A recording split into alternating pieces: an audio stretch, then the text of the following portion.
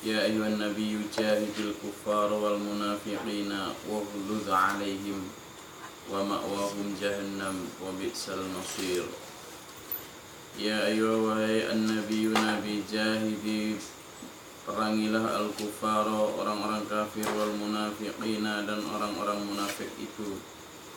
Waghluz dan bersikap keraslah 'alaihim atas mereka, wa ma'wahum dan tempat mereka jahannam, neraka jahannam, wa bi'sa dan seburuk-buruk al-masir tempat kembali.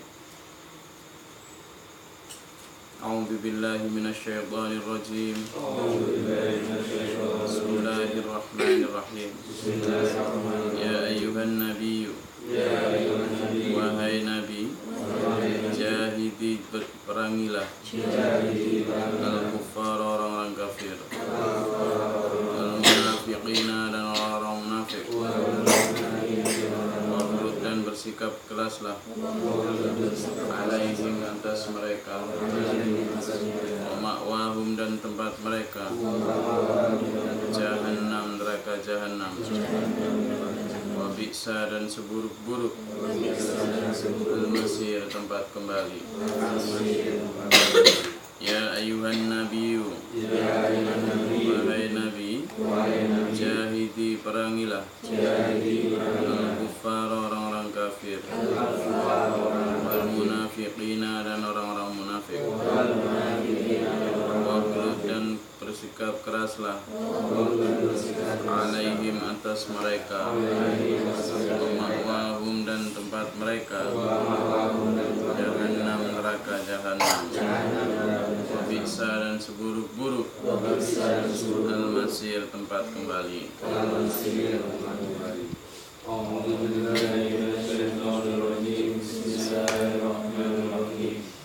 Ya ayyuhan nabi, wahai nabi, jahidi perangilah al-kuffar orang-orang kafir, wal munafiqina dan orang-orang munafik, waghluz dan bersikap keraslah 'alaihim atas mereka, wa ma'wahum dan tempat mereka jahannam, neraka jahannam, wa bi'sa dan seburuk-buruk al-masir tempat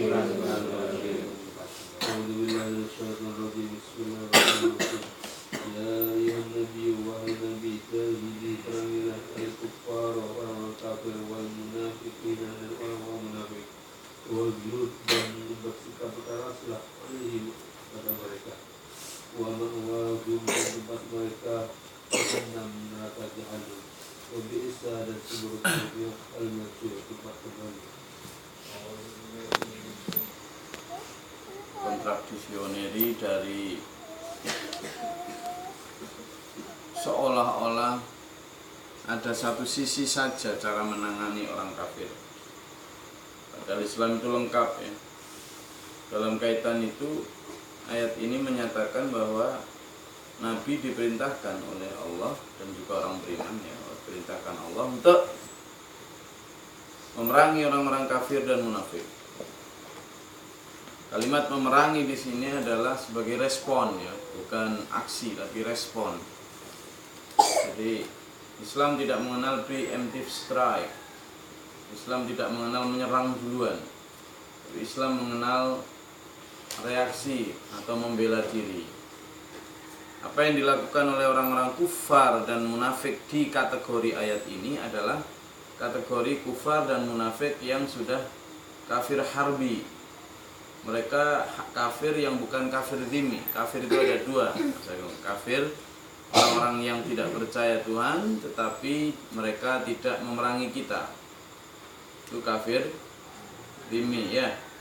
Tapi ada kafir yang kafir harbi. Kafir harbi itu adalah mereka sudah kafir tidak percaya agama kita tapi mereka juga memerangi kita. Lalu al-munafiqina, orang-orang munafik. Orang munafik ini orang Islam, tapi mereka ini kadang menjadi sumber fitnah.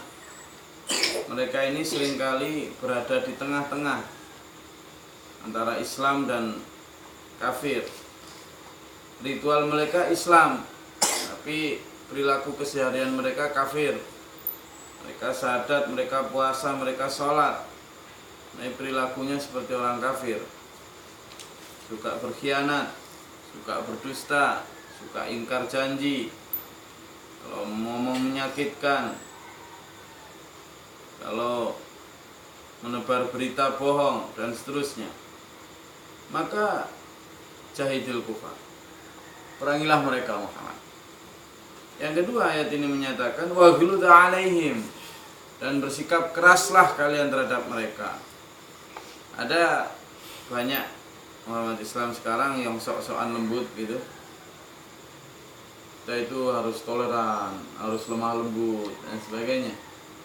Jangan dikira kalau Nabi Muhammad dulu itu hanya lemah lembut, ya kan?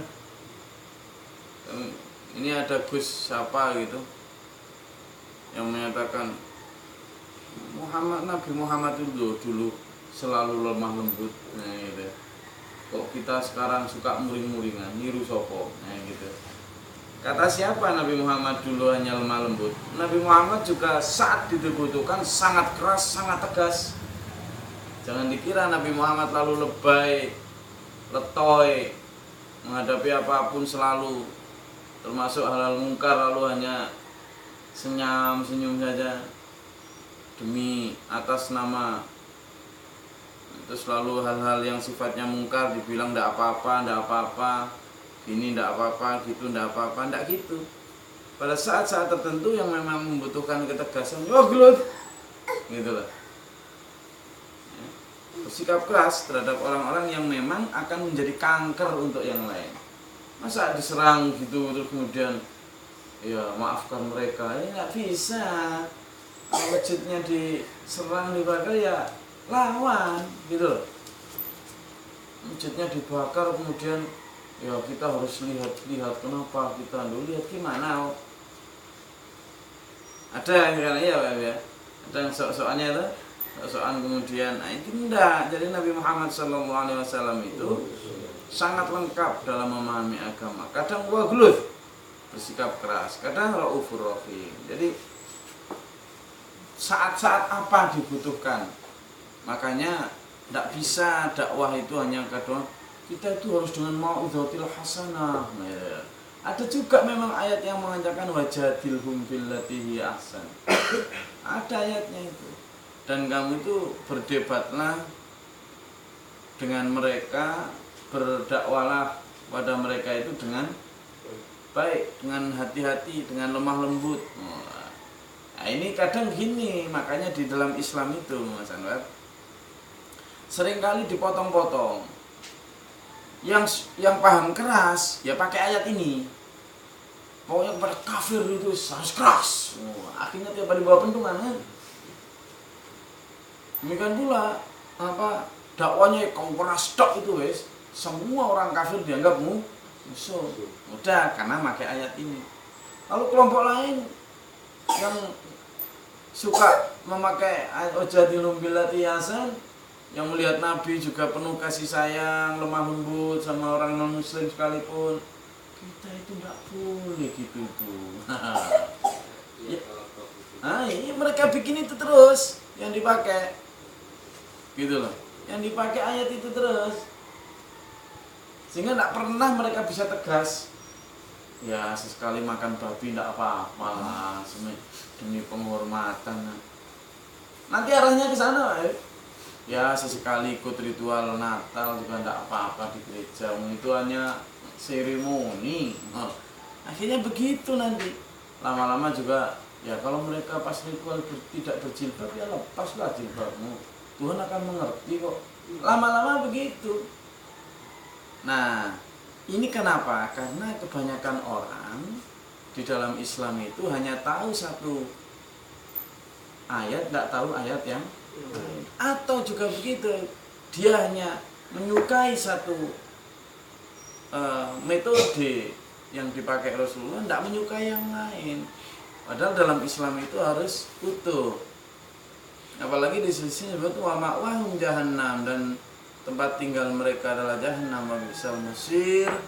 Itulah seburuk tempat kembali, itu seburuk tempat tinggal. Jadi Islam harus tegas dalam hal-hal tertentu. Makanya ketika dulu kita dilarang berjilbab, tegas. Loh, kalau persoalan jilbab, keluarkan kami dari sekolah, enggak masalah. Enggak punya jilbab, enggak punya ijazah, enggak masalah. Itu. Kok KTP enggak boleh berjilbab, enggak punya KTP, rapaten. Gitu. Jadi harus tegas, bukan kok kemudian katakan tidak. Memang jika tidak itu. Tapi untuk hal-hal tertentu kita ya lemah lembut. Kita tetap harus katakan itu. Jadi ini namanya berdakwah menurut situasi dan kondisi. Mengamalkan ajaran Islam juga begitu. Kayak misalnya ya, ada dua hadis ya tentang tamu. Yang satu bicara orang-orang beriman itu fal yukrim dhaifahu, bahwa kalau orang beriman maka pasti akan menghormat tamu. Lah yang satu berpendapat bahwa tamu itu mayit. Ya, ada hadis itu, tamu itu mayit, maka jangan banyak menuntut. Lah ada satu cerita misalnya, kalau ini pada ngotot pakai hadis masing-masing. Seorang bertamu, lalu bertamu ya di situ ya disapa sekedarnya, ya nggak disuguhi apa-apa, ya nggak di ini. Nah yang tamu bilang, wah ini orang nggak beriman pasti. Kalau beriman pasti menghormat saya. Saya ini tamu kok dibiarkan gini. Fal yukrim dhaifahu. Nah itu. Lah yang tuan rumah, tamu kok cerewet. Tamu itu mayit, mau tak suguhi mau enggak ya terserah saya dong. Saya juga mengamalkan hadis Nabi. Kalau ingin penempatan yang salah, harusnya yang tuan rumah lah yang kena hadis fal yukrim dhaifahu, hormatilah tamu. Sementara si tamu harusnya yang dipakai adalah hadis tentang tamu itu mayit. Kamu itu dihormati atau enggak itu sabar loh. Kamu mayit kok. Malah ini sebaliknya kan yang dipakai yang jadi penempatan-penempatan ini yang seringkali membuat umat Islam ini berantem sesamanya. Sama kalau dalam hal berdakwah yang seperti tadi. Kenapa harus cara keras, kenapa harus cara lembut? Contoh saja misalnya kita memperbaiki jam tangan. Memperbaiki jam tangan itu berdirinya kau kecil-kecil lah.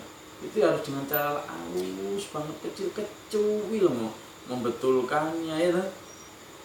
Tapi kalau lagi menebang pohon yang besar pakai kapak itu, lalu dengan cara seperti memperbaiki jam tangan, kapan?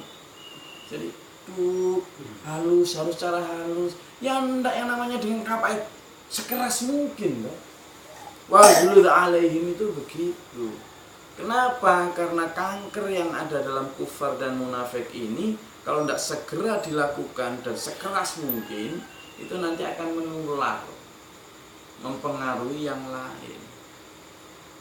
Tapi ketika kita memperbaiki orang-orang beriman ya itu, ya kita lembut, lemah, halus. Nah ini orang salah seringkali gitu loh.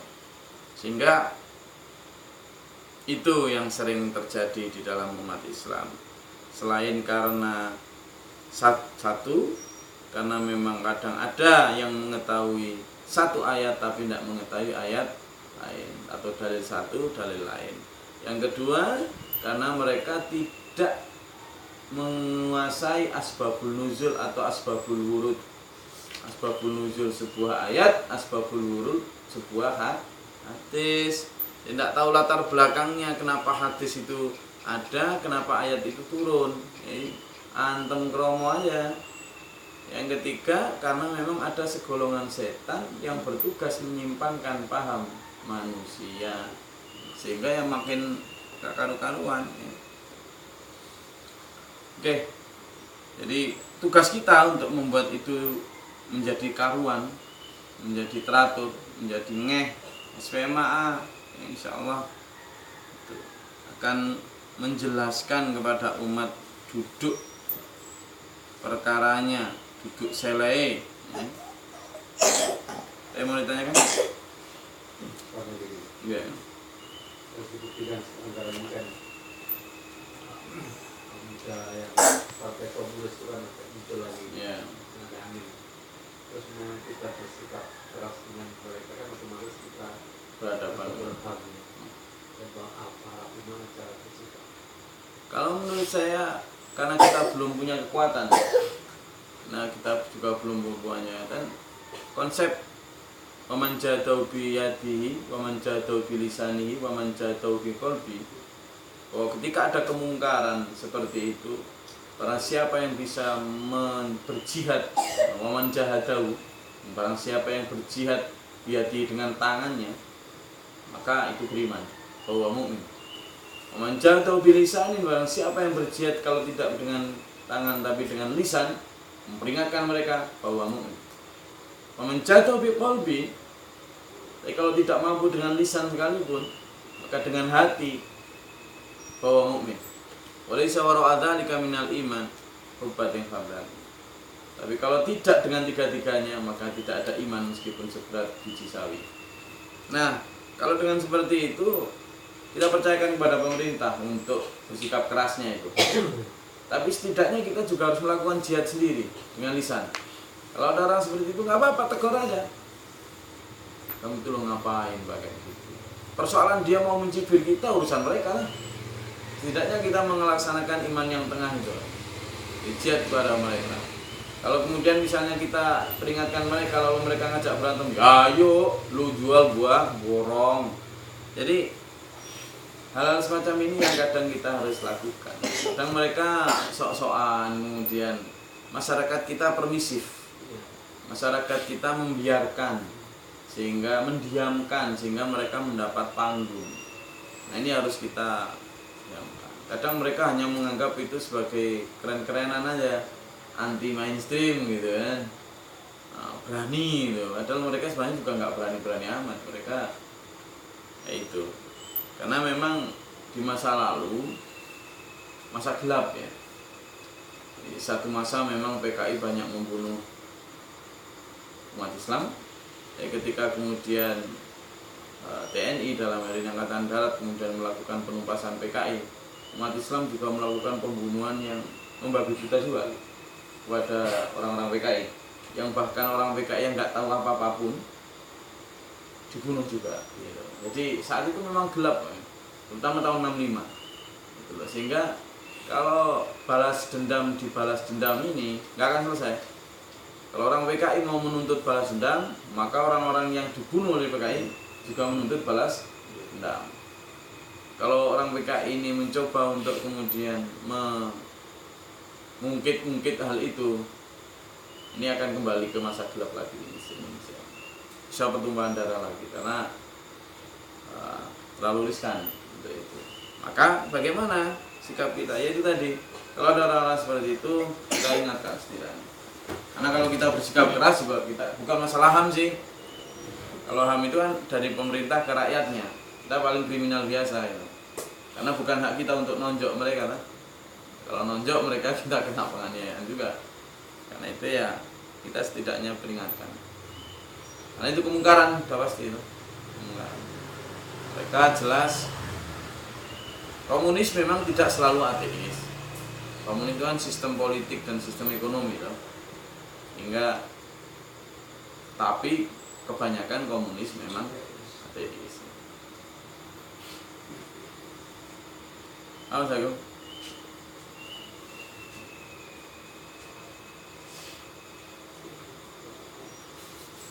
Jadi Islam itu boleh disebut seperti pisau penara dua.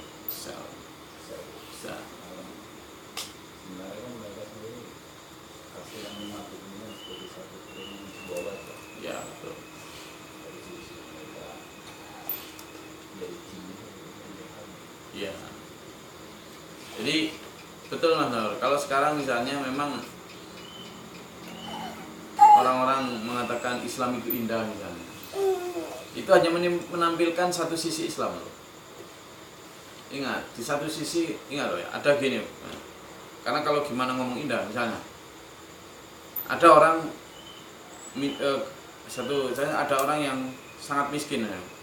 Sangat miskin lalu minta diberi ini, lalu sama Nabi dan para sahabat orang ini dikasih kerjaan, dikasih kerjaan untuk merawat domba kalau nggak domba ya unta, merawat sekian banyak bersama seseorang. Nah ternyata orang ini malah selesai merawat seluruh domba ini dibawa pergi, lalu temannya yang dibunuh, orang mukmin ini dibunuh, dibawa pergi. Jadi udah ditolong malah membunuh orang beriman. Sudah sama Rasulullah kan dia kena hukum merampok, kena hukum membunuh. Apa hukumannya ini? Orang ini suruh ngejar, ada dikirim tim pemburu, kemudian suruh ngejar, sebagian tim pemburu malah kebunuh sama orang ini. Tim pemburu lagi kena, begitu kena hukumannya diberikan kepada orang ini apa? Selain dibunuh, juga dia disalibkan. Jadi dicincang dengan apa ini? Tangan kemudian dijemur di padang pasir sampai mati dan dibiarkan dia dimakan burung mazar. Nah, kalau kayak gitu kan seolah-olah nggak indah. Ingat juga pada saat Bani Nadir dan Bani Quraisyah, Yahudi yang berkhianat terhadap Rasulullah, pada saat Rasulullah perang keluar, kemudian Bani ini diminta untuk menjaga Madinah, ternyata Bani ini malah menusuk dari belakang. Pada saat Rasulullah terdesak mundur, harusnya malah di backup dari ini, malah tapi ternyata dari dalam kota Madinah malah diserang. Begitu Rasulullah alhamdulillah dikasih Allah menang, orang ini tertawan tuh Bani ini. Ada sekitar 600-an. Bayangkan, 600-an. Dan pada saat itu kemudian ada pertengkaran dalam tanda kutip, debatan keras antara Abu Bakar dan beberapa sahabat serta Umar dan beberapa sahabat. Buat Umar dan beberapa sahabat orang ini harus dibunuh semua. Tapi buat Umar dan beberapa sahabat menyatakan bahwa orang ini nggak usah dibunuh karena secara politis nanti akan menimbulkan dendam. Yang kedua, tukarkan sama tebusan, kita bisa pakai untuk perjuangan lebih lanjut. Yang ketiga, kita juga mengurangi musuh. Ini itu logis. Rasulullah mengambil idenya Abu Bakar. Begitu mau mengambil idenya Abu Bakar, turun ayat.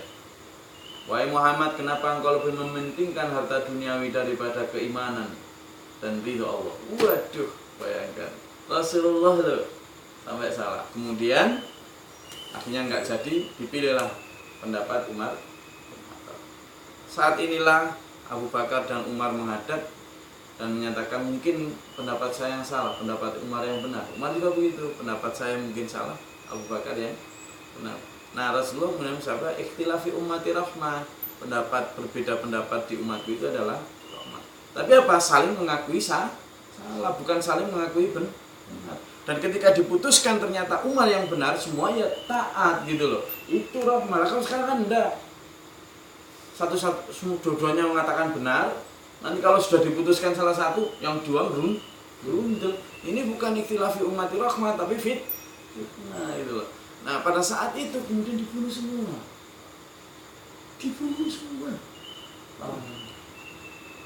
Menggali satu-satu. Bayangkan, kalau melihat ini Islam indah. Indah.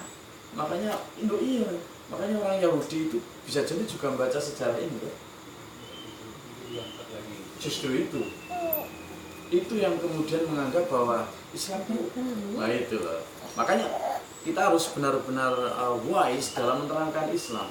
Tidak selalu mengatakan bahwa Islam itu indah dalam arti itu sebenarnya juga indah. Kenapa?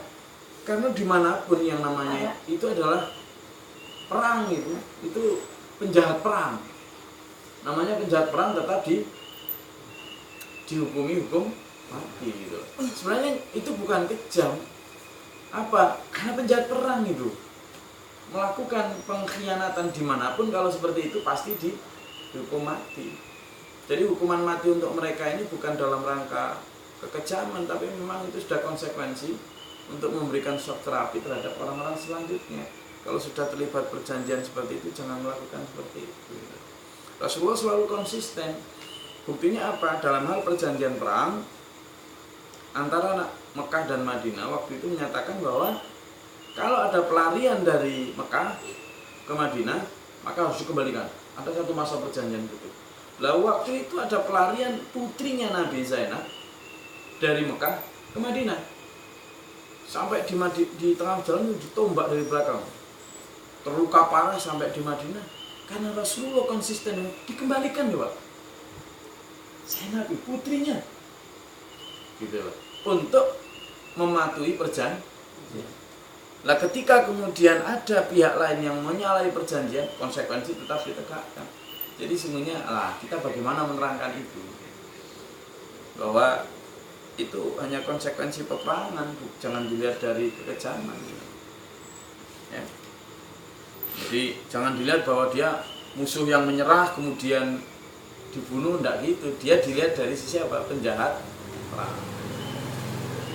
Jadi betul kan, sebenarnya mungkin istilahnya tidak kok pedang bermata dua, tetapi strategi atau wajah Islam itu lengkap, wajah yang tegas maupun wajah yang lemah lembut, baik yang kelihatan indah maupun yang kelihatan.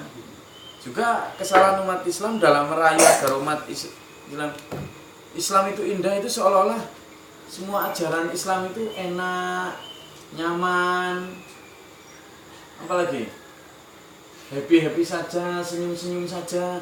Ini kan gitu ini. Dikesankan seolah-olah Islam itu ajarannya itu tidak ada kesulitan, tidak ada onak dan diri gitu ya. Islam itu tentang kepada anak yang indah-indah dok ya diceritakan, sehingga ketika kemudian umat Islam melihat sisi lain bahwa ajaran Islam itu begitu pedih, begitu berat, kok gini sih Islam. Nah ini yang jadi di satu sisi ayo kita bercanda kan gitu, ayo kita makan bersama, ayo kita, tapi di satu sisi ayo kita juga perang gitu. Jadi Islam itu di satu sisi ayo kita bicara tentang ekonomi Islam, di satu sisi ayo kita bicara tentang sedekah, di satu sisi ayo kita bicara tentang kerja, di satu sisi ayo kita bicara tentang memberikan harta yang dicintai. Nah jadi dua-duanya harus dijelaskan, makanya kulit dan isi, bacaan dan makna itu loh. Islam itu harus seutuh itu ya. Ada tambah lagi? Oke. Kalau nggak ada, ayo semakin mendalami Islam sehingga melihat sisi-sisi Islam secara utuh, bahwa SPMA juga melakukan seperti itu. Masalah di satu sisi kita menerima para pendeta ya kan, para pendada, tapi kalau satu sisi kemudian bahkan dalam Islam sendiri al-munafikin ya, yang kemudian memang sangat memerangi kita ya kita lawan.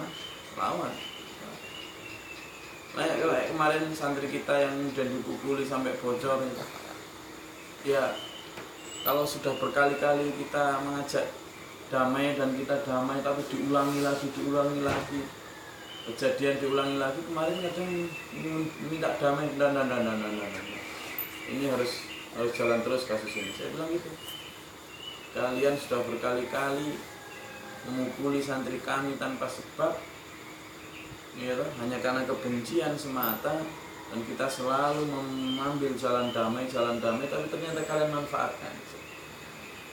Kalian anggap kami lemah. Enggak, untuk kali ini kita akan tetap lanjut jalur hukum. Nah, hal-hal semacam ini harus kita tunjukkan gitu.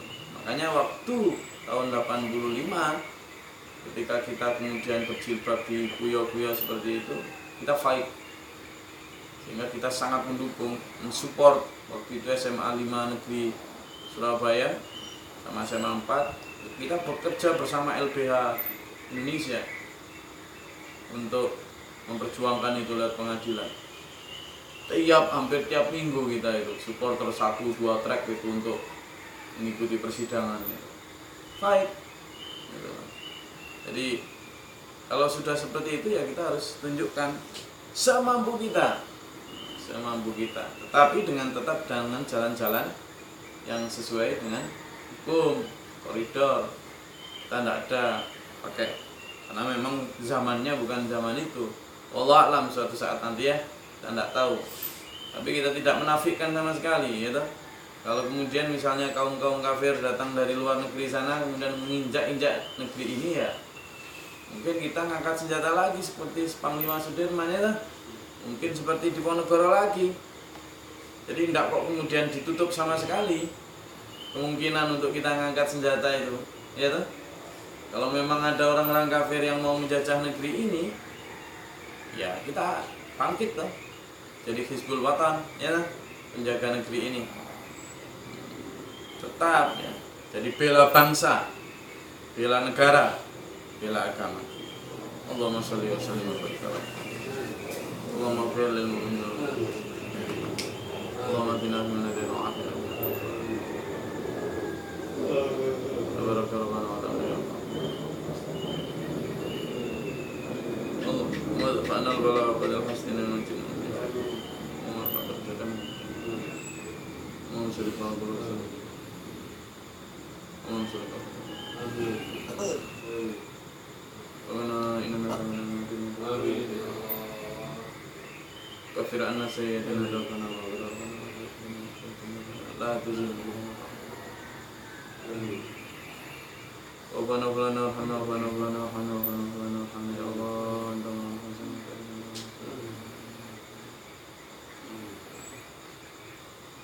anda maulana bangsa nan bang kafirin anda bangsa nan hasitan anda bangsa nan hasitan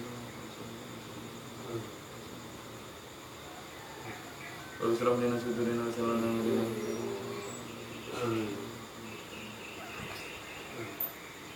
wa nadina fina hasana fil akhirati hasana wa qina